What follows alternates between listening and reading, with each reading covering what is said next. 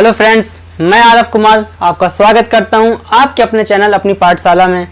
देखिए, आज मैं लाया हूं पॉलिटिकल साइंस के कुछ क्वेश्चंस जो बहुत ही इंपॉर्टेंट हैं और ये उन स्टूडेंट्स के लिए जो बीए सेकेंड ईयर में हैं और बुंदेलखंड यूनिवर्सिटी के छात्र हैं, क्योंकि हमारी बुंदेलखंड यूनिवर्सिटी ने अभी एग्जाम पैटर्न बिल्कुल ही चेंज कर दिया है।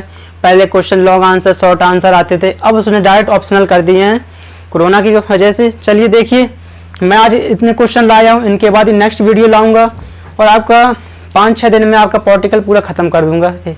देखिए, पहला क्वेश्चन क्या लिखा है, मूल अधिकार में परिवर्तन। पहली बात तो ये मूल अधिकार होता क्या है, किस भाग में आता है, किस अनुच्छेद में आता है, सब कुछ बताऊंगा मैं। देखिए, ये भाग 3 में आएगा और आर्टिकल 12 से 35 के अंतर्गत चलता है, ठीक है। और आपका मूल अधिकार होता क्या है, मूल अधिकार एक तरीके से आप समझिए कि जैसे हमारा कोई कानून है, कानून सबके लिए बराबर होगा और हम किसी व्यक्ति को जाति रंग लिंग भेद मतलब कुल मिला के छुआछूत हो गई एक तरीके से। क्या जैसे लिखा मैंने अस्पृश्यता, इसी को छुआछूत भी बोलते हैं। इन सब चीज़ों से भेदभाव नहीं करना चाहिए और जो भी सरकार हमारे लिए रोजगार निकालेगी उन सब में हम सभी लोग उसको अप्लाई कर सकें, उस फॉर्म को अप्लाई कर सकें। ये सारे मूल अधिकार होते हैं, हमें मूल अधिकार हैं हमारे।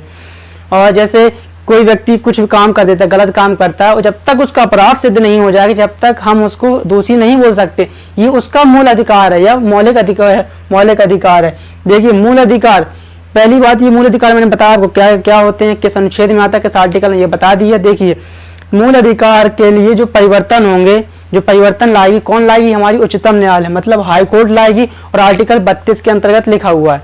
आर्टिकल 32 में क्या लिखा है, आर्टिकल 32 में लिखा है कि जो मूल अधिकार में परिवर्तन लाए जाएंगे वो उच्चतम न्यायालय द्वारा लाए जाएंगे। चलिए देखते हैं, नेक्स्ट क्वेश्चन लिखा है, सरकारी नौकरी के लिए आरक्षण प्राप्त है किसमें, अवसर की समता का अधिकार है, अवसर की समता का अधिकार। तीसरा क्या, संपत्ति का अधिकार। देखिए, संपत्ति का अधिकार पहले ये मौलिक अधिकार में आता था, लेकिन अब मौलिक अधिकार से इसको हटा दिया गया है।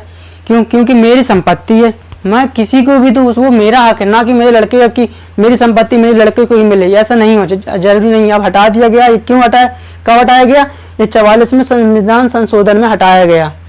चलिए देखते हैं, नेक्स्ट क्वेश्चन लिखा, अस्पृश्यता को दंडनीय अधिकार माना जाता है। ये क्यों, मौलिक अधिकार है भाई साहब, अभी बताया था मौलिक अधिकार में कि हम किसी भी व्यक्ति को जाति रंग भेदभाव, रंग रूप से उसका भेदभाव नहीं कर सकते।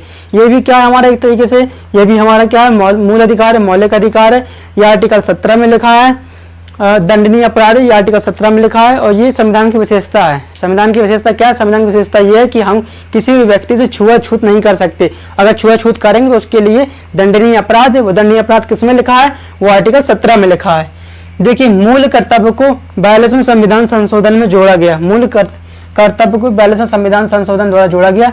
इसको इंपॉर्टेंट लिखिए, डायरेक्ट क्वेश्चन आएगा, मूल कर्तव्य को किस संविधान संशोधन में जोड़ा गया, मूल कर्तव्य को 42वें संविधान संशोधन द्वारा जोड़ा गया। नेक्स्ट लिखा, भारत विभाजन से पूर्व संविधान सभा में सदस्यों की संख्या कितनी थी, 389, 389। देखिए, जब भारत डिवाइड नहीं हुआ था तब गठन हुआ था हमारा। देखिए, संविधान सभा गठन हुआ था कब, 1935 में गठन हुआ था। कांग्रेस ने मांग रखी थी और 1940 में स्वीकार किया, ठीक है, स्वीकार 1940 में कर लिया। लेकिन जब इसकी गठन करने के लिए व्यक्ति इकट्ठा हुए तो सदस्य कितने थे, 389 सदस्य थे। और जब ये बनकर कंप्लीट हो गया था तब 229 तब लास्ट में सदस्य कितने रह गए थे, 229। जब विभाजन से पूर्व कितने थे, 389। जब कंप्लीट हो गया बनके तब 229 रह गए। किसने मांग रखी थी संविधान सभा की, 1935 में रखी गई थी। किसने, कांग्रेस द्वारा रखी गई थी। स्वीकार कब किया गया, 1940 में। संविधान, देखिए, उसने कहा कि संविधान, जवाहरलाल नेहरू ने कहा था संविधान बनाना है। कब कहा, 1935 में। जवाहरलाल नेहरू किस पार्टी के थे, कांग्रेस पार्टी के थे। स्वीकार कब किया गया, 1940 में किया गया। ये भी बहुत इंपॉर्टेंट क्वेश्चन है, इसको भी लिख लीजिएगा।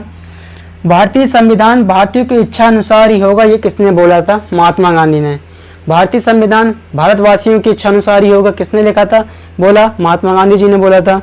और संविधान सभा की प्रथम बैठक, देखिए, यहाँ मांग रखी गई, यहाँ स्वीकार कर लिया, कितने सदस्य थे, 389 थे, लास्ट में 229 रह गए। अब बात आई संविधान सभा की प्रथम बैठक कब हुई।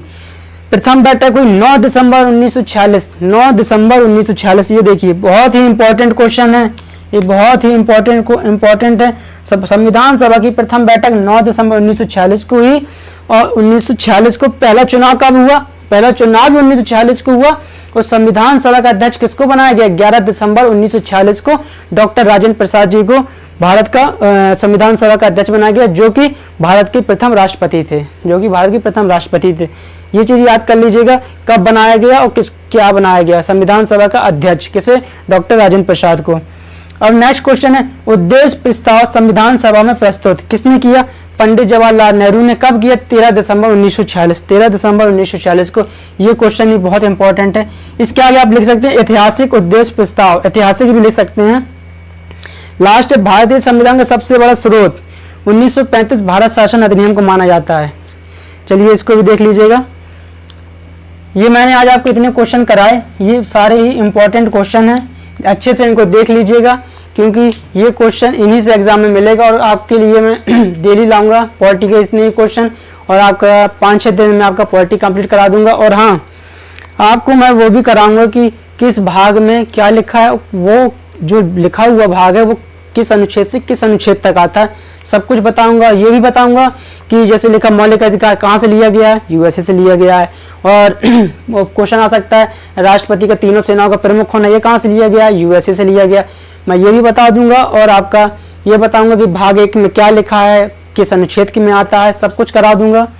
और आज ये देख लीजिए, उसके बाद उन सब का नंबर आएगा। सबके लिए एक वीडियो, सेपरेट वीडियो बनाऊंगा। तो आप लोग वीडियो को लाइक करें, शेयर करें, कमेंट करें, और चैनल को ज़्यादा से ज़्यादा सब्सक्राइब करवाइए। Thank you.